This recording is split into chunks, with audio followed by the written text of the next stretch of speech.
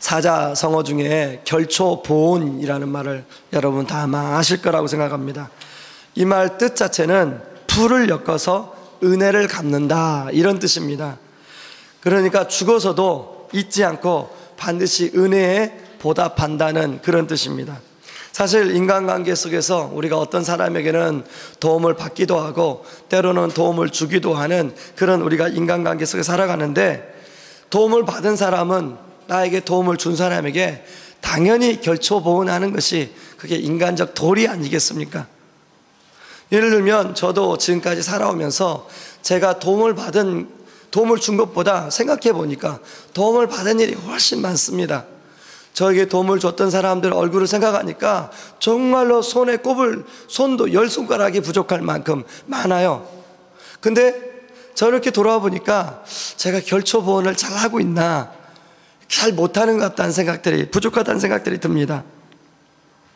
제가 아는 분 중에 이제 60평생 법 없이 사신 분이 있습니다.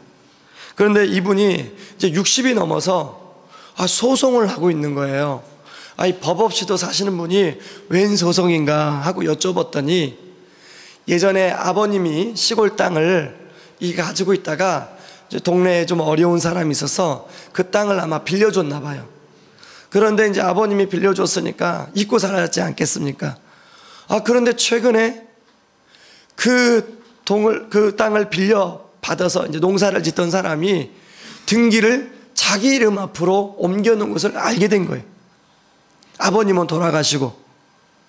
그러니까 이 아들 된 장남이신데, 이 아들 된 이분께서 그 땅을, 이 아버님 유산 아닙니까?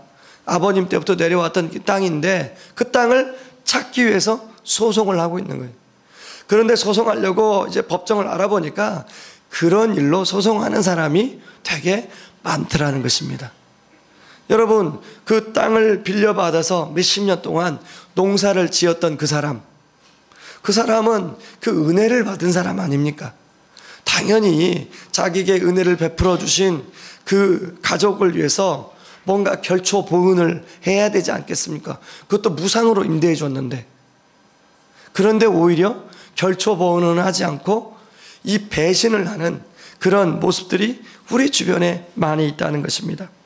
여러분, 오늘 우리가 읽은 본문에 보면 하나님께 은혜를 많이 받은 사람들의 이야기가 나와요.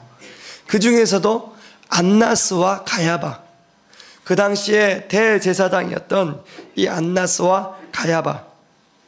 여러분, 대제사장이라고 하면 참 하나님께 축복받은 사람이라고 많은 사람들이 생각하지 않았겠습니까? 제가 어느 자료에 보니까요, 랍비, 우리가 보통 성경에도 랍비가 나오고 또 유대교 그 스승들은 다 랍비라고 하지 않습니까? 랍비가 되는 길이 얼마나 어려운지를 그 책에 기록하고 있더라고요. 랍비가 되려면 랍비 학교를 들어가야 되는데 거기는 졸업장이 없고 학위가 없습니다. 랍비 학교에서 어떻게 랍비가 되냐면, 랍비 학교에서 수행을 하다가 동료들이 이 사람은 인격으로 보나 영성으로 보나 여러 가지 면에서 볼 때 랍비가 됐다. 그러면 동료들이 만장일치로 인정할 때 랍비가 된답니다. 여러분, 한번 그 수를 가지고 우리 모습을 보세요. 예를 들면 이제 우리 가운데 아무나 이제 목사로, 지도자로 뽑겠다. 그러면 우리 모든 사람이 만장일치로 저 사람은 우리의 지도자가 돼도 될 만한 사람, 그럴 만한 사람이, 솔직히 저도 목사지만 그럴 만한 전 못 됩니다. 그러니까 우리 중에 랍비를 뽑으면 아무도 랍비 될 사람이 없어요. 랍비가 될 정도로 그렇게 힘든데 그 당시에 대제사장이 된다는 것은 너무너무나도 힘든 일이. 그러니까 아무나 우리가 예수님을 핍박했다 이래서 대제사장들을 우습게 보지만 그 당시 수준으로 대제사장을 보면 우리가 범접할 수 없는 사람입니다. 그러니 이 안나스와 가야바는 얼마나 많은 하나님께 은혜를 받은 사람들일까요? 여러분, 안나스와 가야바 입장에서 솔직히 자기 자신을 보면 대제사장이 될 만한 그릇이 아니었을 거예요. 그런데 하나님의 은혜로 대제사장이 된 거 아니겠습니까? 그러면 하나님의 은혜를 많이 받은 그런 사람들이에요. 이번에 새로운 교황을 뽑았지 않았습니까? 새로운 교황을 뽑았는데 이 프란치스코 교황이 선출됐는데 이 교황 뽑는 방법이 특이하더라고요. 전 세계의 추기경들이 모여서 3분의 2 찬성을 해야 교황으로 선출되는데 어느 해는 교황으로 선출되지 않아서 봄, 여름, 가을, 겨울 무려 3년이 지나도록 그 성에 가둬놓고 출입을 금지시키고 계속 투표했답니다. 여러분, 이 교황 뽑는 것도 지금도 이렇게 힘든데 대제사장 뽑는 게 얼마나 힘든 거예요. 그러므로 안나스와 이 가야바는 누가 보아도 하나님께 축복을 받고 은혜를 받은 사람이. 그런데 오늘 본문에 보니까 하나님께 은혜를 받았으면 당연히 하나님께 결초 보은하는 게 당연한 도리 아닙니까? 그런데 지금 하나님, 예수님으로 오신 하나님을 어떻게 하고 있어요? 결박하고 신문을 하고 있더라는 것입니다. 그리고 오늘 가야바가 뭐라고 말하고 있어요? 많은 백성들을 위해서 한 사람이 죽어도 좋다. 그러므로 엄밀히 따지고 보면 이 안나스와 가야바는 하나님 입장에서는 은혜를 모르는 배은망덕한 그런 사람이라는 것을 알 수 있습니다. 여러분, 오늘 이 대제사장만 그런가요? 가룟 유다. 가룟 유다는 얼마나 은혜를 많이 받은 사람입니까? 가룟 유다는 예수님이 신임해서 제자들 중에서도 재정을 맡겼던 사람이에요. 그런데 그랬던 가룟 유다, 예수님과 동고동락하고 예수님이 3년 동안 예수님은 못 먹어도 가룟 유다는 먹였을 거예요. 그랬는데 그런 은혜를 다 줘버리고 은 30냥에 예수님을 팔아버리고 있습니다. 마가복음 14장 45절 우리 같이 한번 읽어보겠습니다. 시작. 가서 곧 예수께 나와 라삐어 하고 입을 맞추니. 예, 원래 입 맞춤은 사랑과 신뢰와 존경의 표시예요. 그런데 이 가룟 유다가 예수님을 입 맞춘 게 딱 한 번 나오는데 배반의 그런 입 맞춤을 했습니다. 여러분, 가룟 유다만 그랬어요? 오늘 나오는 본문에 나온 베드로와 요한 얼마나 은혜를 받은 사람이에요. 여러분, 베드로는 갈릴리의 어부잖아요. 유일한 소망은 그냥 그 고기를 많이 잡아서 이제 하루 가족들을 잘 섬기고 가족들을 먹이는 게 유일한 소망이었습니다. 그랬던 베드로를 하나님이 부르실 때 뭐라고 해요? 너는 앞으로 반석이 되리라. 너는 앞으로 장차 개바가 되리라.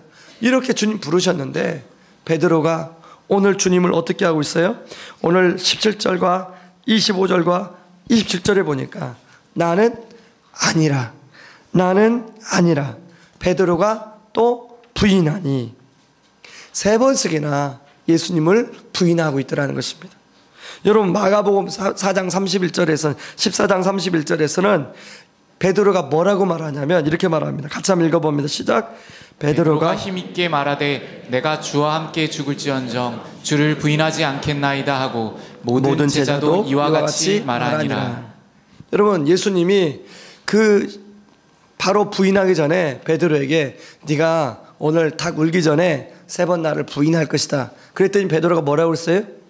나는 죽을지언정 주님을 부인하지 않겠습니다. 그랬는데 막상 현장에 부딪히니까 3번 부인하는 베드로의 모습을 볼 수 있습니다. 그 예수 영화를 보면 이제 베드로가 부인하는 그 장면에서요, 예수님과 눈이 탁 마주치는 그런 내용이 나와요. 예수님이 미리 알고 있었지만 베드로가 막상 부인할 때 얼마나 마음이 슬프고 힘드셨겠습니까? 그런데 요한도 그렇고요, 다른 제자들 역시 마찬가지.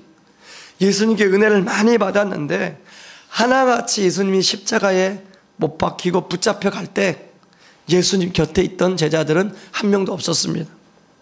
모두 예수님을 부인하고 예수님을 떠났어요. 그런데 그런 제자들과 가룟 유다와 대제사장의 대조에서 오늘 예수님의 태도를 한번 보시기 바랍니다. 예수님이 이제 예수님을 잡으려고 왔던 그 사람들이 이제 막 잡으려고 왔으니까 베드로가 칼을 빼서 그 대제사장 말고의 귀를 내리칩니다. 그래서 귀가 잘려나가요.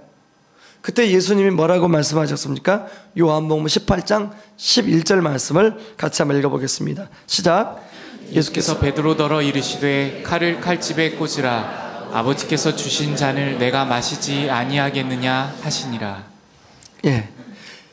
예수님 뭐라고 말씀하시냐면 하나님이 나에게 허락하신 잔이기 때문에 이 잔을 내가 마셔야만 된다고 이야기하고 있습니다.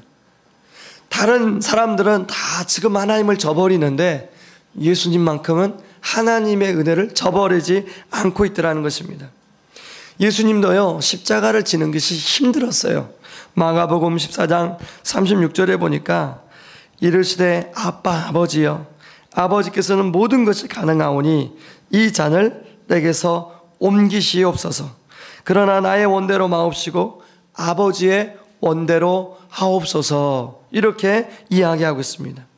그리고 마가복음 14장 34절에서는 내 마음이 심히 고민하여 죽게 되었다. 이렇게 말씀하고 있어요. 그러니까 이 말씀을 보더라도 십자가를 지는 게 예수님도 힘드신 거였어요.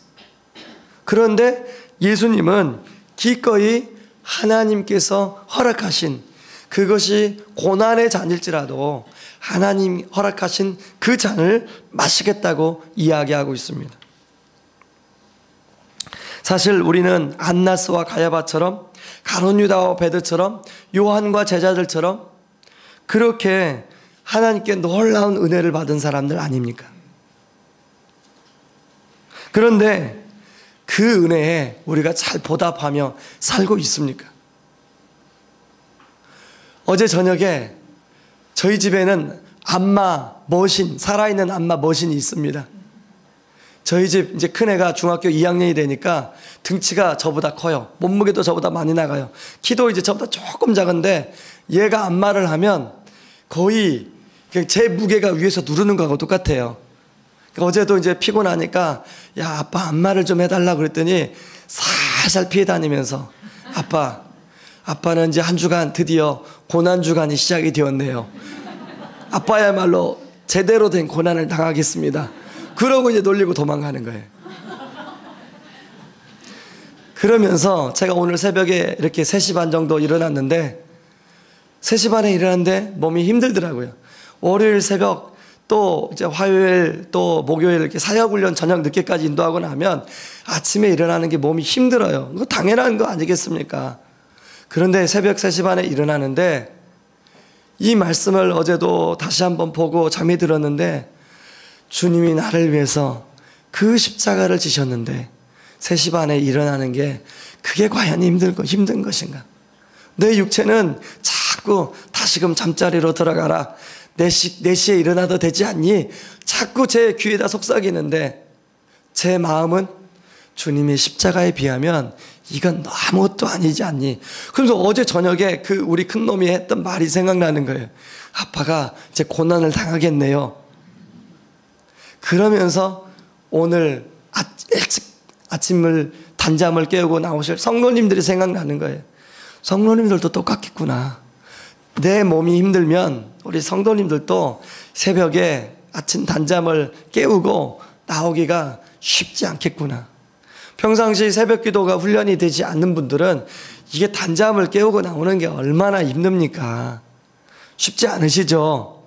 예, 한번 옆에 사람하고 그냥 보지 마시고, 예, 참 애쓰셨습니다. 예, 참 애쓰셨습니다. 예.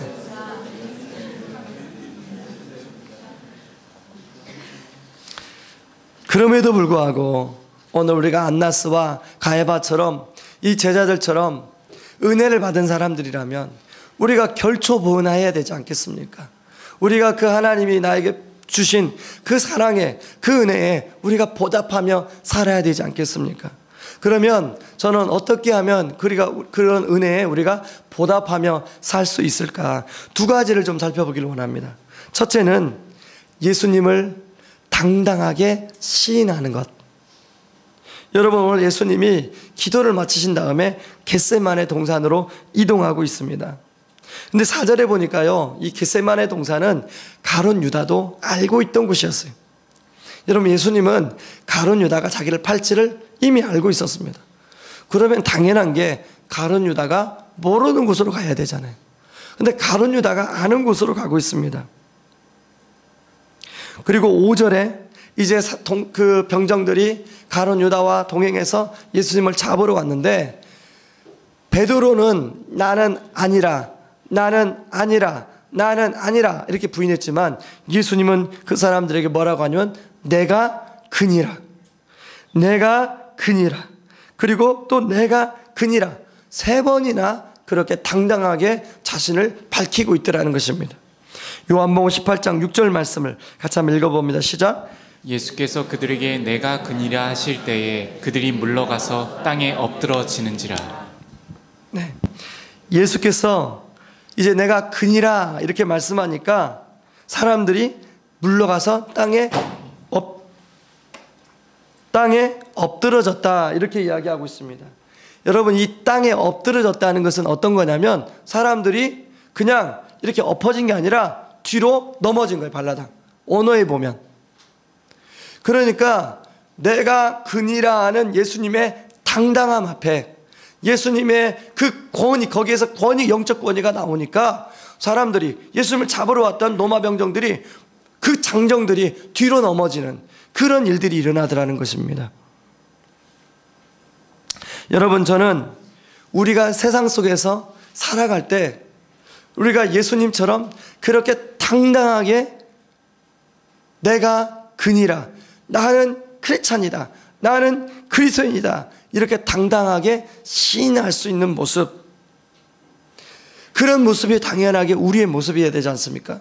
그런데 우리는 조금만 나에게 손해가 있을 것 같은 계산이 들면 내가 그리스도인이라는 것을 드러내지 않습니다. 베드로처럼 드러내기보다는 부인을 하고 전혀 예수님 믿지 않는 사람처럼 행동하는 우리 모습이 있지 않습니까? 그런 모습은 결초보은하는 모습이 아니에요.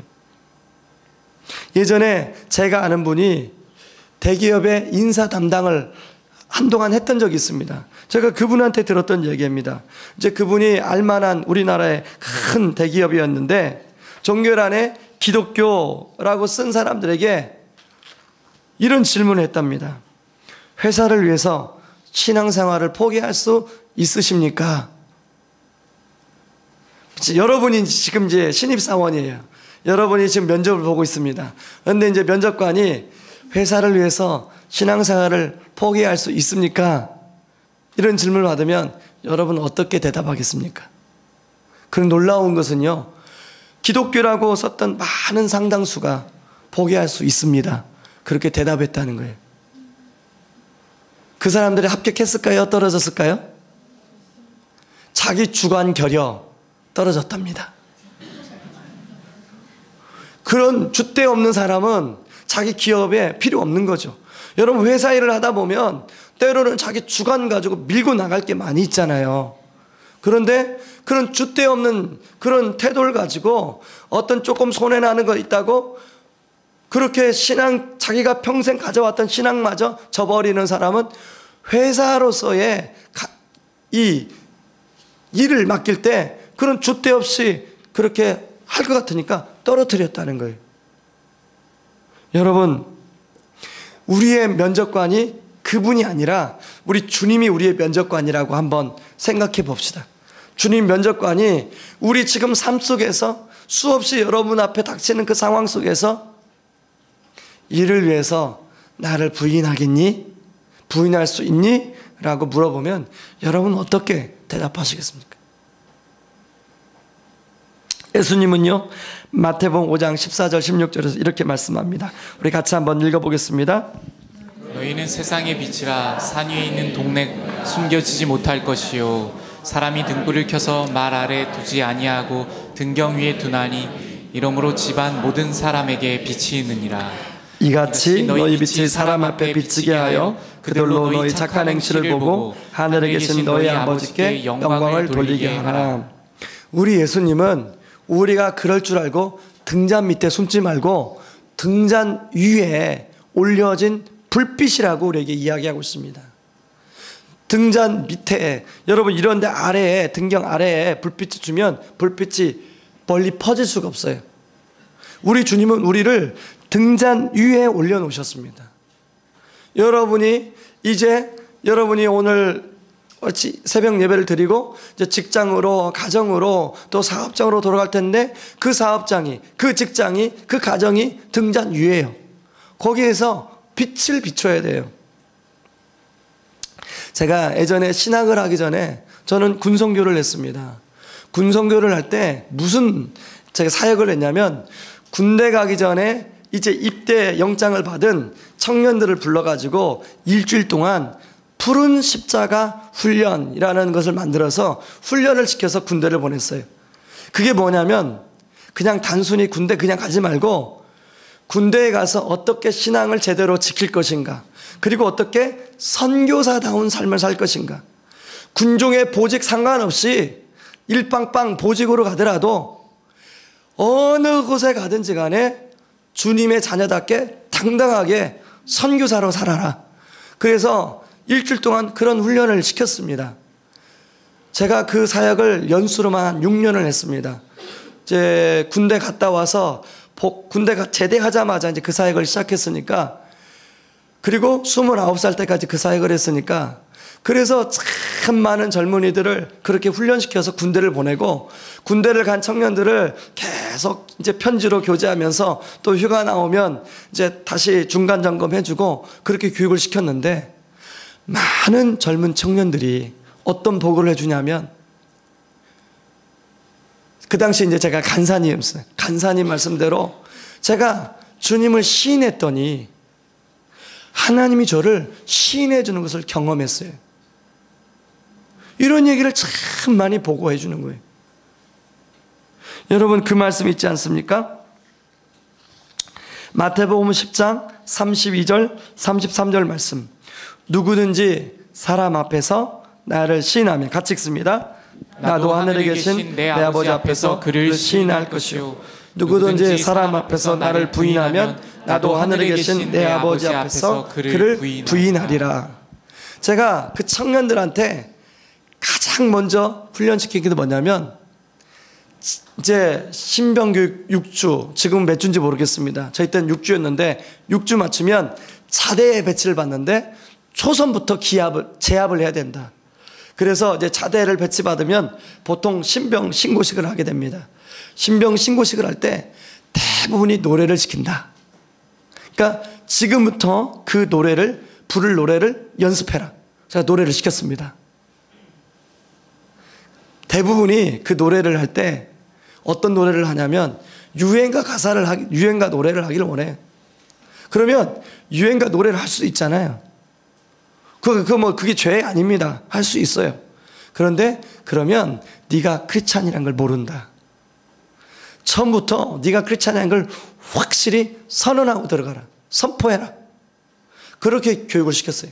그랬더니 그 친구들이 하나같이 처음부터 이제 뭐 복음성가를 부른 친구도 있고, 또 뭐 찬송가를 부른 친구도 있고, 그렇게 했더니 이제 저한테 편지를 보내오는데, 간사님 말씀대로 했더니 막 야삽도 날라오고 막 수통도 날라오고 막, 제 군생활이 꼬였습니다. 근데 군생활은 꼬였는데 하나님이 그 야삽을 던졌던 그 고참들이 저에게 신앙생활을 할 수 있도록 배려를 해주는데, 그리고 나를 미워했던 소대장이, 나를 갈궜던 선임하사가 나에게 나중에는 신앙생활을 할 수 있도록 밀어주는데 하나님의 신함을 느낄 수 있었습니다. 그렇게 편지를 보내오는 거예요.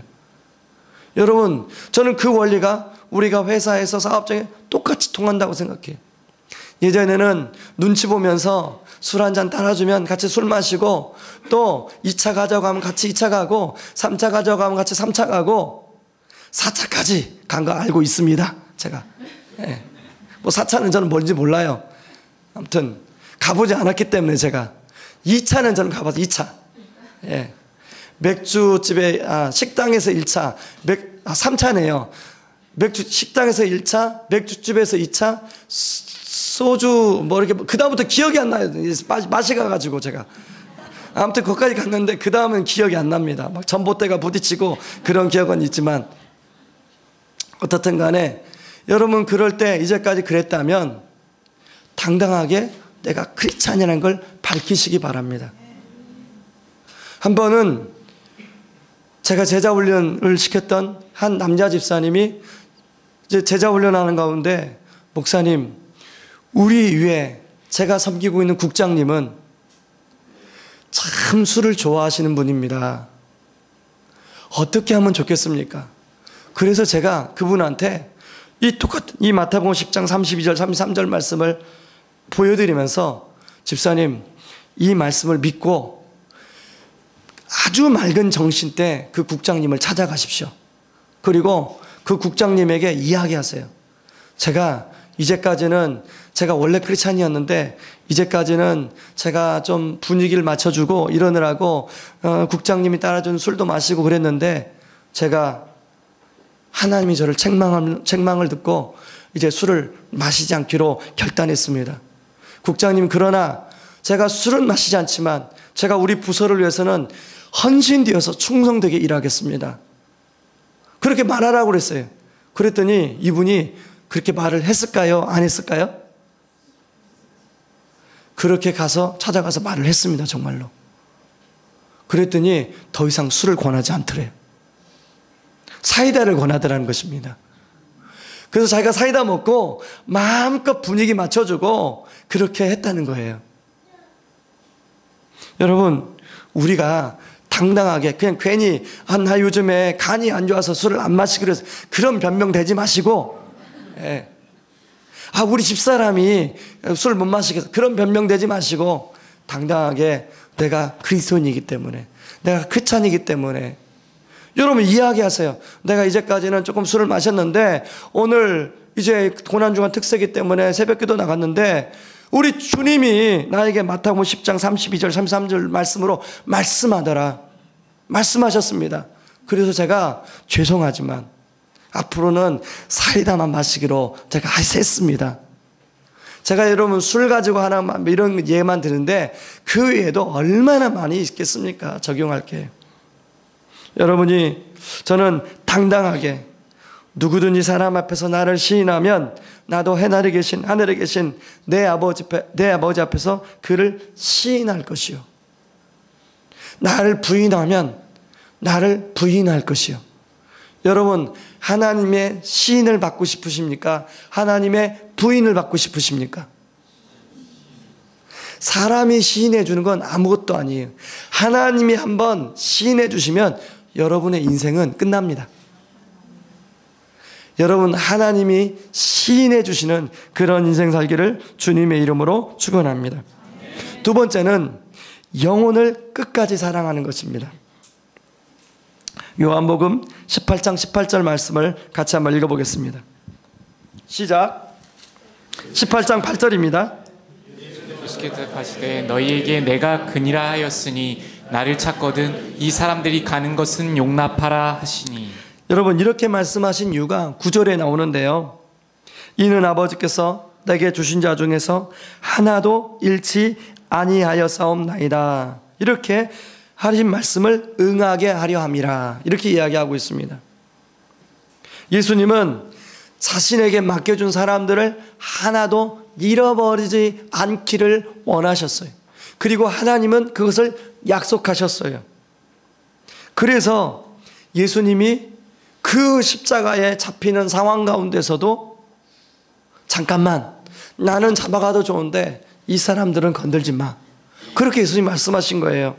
요한복음 13장 1절에도 유월절 전에 예수께서 자기가 세상을 떠나 아버지께로 돌아가실 때가 이른 줄 아시고 세상에 있는 자기 사람들을 사랑하시되 끝까지 사랑하시니라. 여러분, 예수님은 제자들을, 자기 사람들을 끝까지 사랑했어요. 저는 이 예수님께서 현재 우리들을 이렇게 사랑한다고 생각합니다.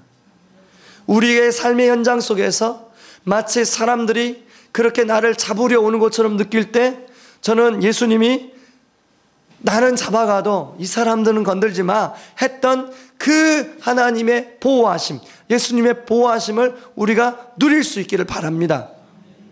그런가 하면 예수님이 그 십자가의 길을 가면서도 당당히 나아갈 수 있었던 것은 그 이유가 무엇이냐면 요한복음 6장 39절 40절 때문에 그렇습니다. 같이 한번 읽어보겠습니다. 시작. 나를 보내신 이의 뜻을 행하려 함이니라. 나를 보내신 이의 뜻은 내게 주신 자 중에 내가 하나도 잃어버리지 아니하고 마지막 날에 다시 살리는 이것이니라. 내 아버지의 뜻은 아들을 보고 믿는 자마다 영생을 얻는 이것이니 마지막 날에 내가 이를 다시 살리리라 하시니라. 예수님의 포커스는 어디에 있냐면 우리를 살리는 데 포커스가 있어요. 예수님의 포커스는 우리가 그저 그렇게 이 땅에서 살아가는 삶이 아니라 제대로 된 영생을 얻고 살아가는 삶을 살도록 하는데 예수님의 포커스가 맞춰져 있습니다. 여러분, 우리가 영생이 무엇입니까? 영생은 지금 예수님 믿는 순간 하나님 나라를 누리며 살아가는 삶, 그게 영생이에요. 하나님 나라를 살아가지 않는 삶은 살아있지만 죽은 거나 마찬가지. 예수님은 그렇게 죽어가는 인생들 가운데 정말로 하나님 나라를 경험하고 살아가도록 살리기 위하여 예수님께서 그렇게 하시고 있다고 말씀하고 있습니다. 그래서 예수님이 이제 마지막에 십자가에 못 박히고 부활하시고 승천하시면서 그 예수님을 부인했던 제자 베드로에게 세 가지를 말씀을 하세요. 내가 나를 사랑하느냐? 내가 나를 사랑하느냐? 내가 나를 사랑하느냐? 물어볼 때마다 뭐라고 말씀하시면 베드로가 네, 사랑합니다. 그랬더니 그러면 내 양을 먹이라. 내 양을 치라. 내 양을 먹이라. 그렇게 말씀하고 있습니다. 그 말은 무슨 말이냐면 내가 영혼을 사랑한 것처럼 너도 그렇게 영혼을 사랑해서 사람을 살리는 일을 네가 했으면 좋겠다. 여러분, 저는 예수님이 베드로에게 한 그 말씀이 바로 우리를 향한 말씀이에요. 그렇다면 우리가 예수님께 결초 보은하는 것은 바로 예수님이 그 살리라고 하는 그 영혼을 우리가 살릴 때 그게 결초 보은하는 것 아니겠습니까? 저는 이제 부활절이 다가옵니다. 부활절에 정말 좋은 기회예요. 계란을 드리면서 또 복음 CD를 전해드리면서 복음을 전할 수 있는 좋은 기회예요. 여러분, 전도는, 성공적인 전도는 성령 안에서 내가 결과를 하나님께 맡기고 그 영혼을 사랑해서 주님의 복음을 전하고 그 결과를 하나님께 맡기는 것, 이게 성공적인 전도입니다. 여러분이 저는 이번 부활절에 성공적인 전도하시기 바랍니다. 그 사람을 데려오고 오지 않고 이것이 성공적인 전도가 아니라 내가 하나님 마음을 품고 그 사람을 사랑해서 그분에게 복음을 전하고 결과를 하나님께 맡기는 것, 이게 성공적인 전도예요. 여러분, 저는 부활절에 부활의 기쁨을 이렇게 표현되어지는 결초보은하는 그런 은혜가 있기를 주님의 이름으로 축원합니다. 말씀의 결론을 맺겠습니다. 어떻게 하면 우리가 하나님이 우리에게 부어주신 그 하나님의 은혜를 우리가 갚을 수 있을까요? 여러분, 그 하나님이 그 십자가에서 그 피와 그 살을 찢기시면서 나를 용서해 주시고 하나님의 자녀 삼아 주신 그 은혜를 우리가 어떻게 갚을 수 있을까요? 바로 그것은 세상 속에서 예수님을 당당하게 시인하는 겁니다. 여러분, 오늘 삶의 현장에서 이제 더 이상 내가 그저 그런 그리스도인이 아니라 내가 하나님의 자녀다, 내가 그리스도인이라고, 크리스찬이라고 당당히 시인하는 은혜가 있기를 바랍니다. 또한 두 번째는 우리 주님이 나를 사랑하신 것처럼, 끝까지 나를 사랑하신 것처럼 하나님 오늘 또 내 주변에 있는 어떤 그 사람, 하나님, 우리 가족 중에 여전히 마음문을 닫고 있는 그분, 하나님, 그분을 살리는 일에 저를 사용하여 주시옵소서. 그렇게 품고 기도하고 나아가는 것, 그것이 결초봉헌하는 것인 줄 믿습니다. 이 시간에 같이 우리 좀 찬양하고 기도하길 원하는데, 그 사랑 얼마나, 이 찬양 우리 같이 하길 원합니다. 같이 찬양하겠습니다.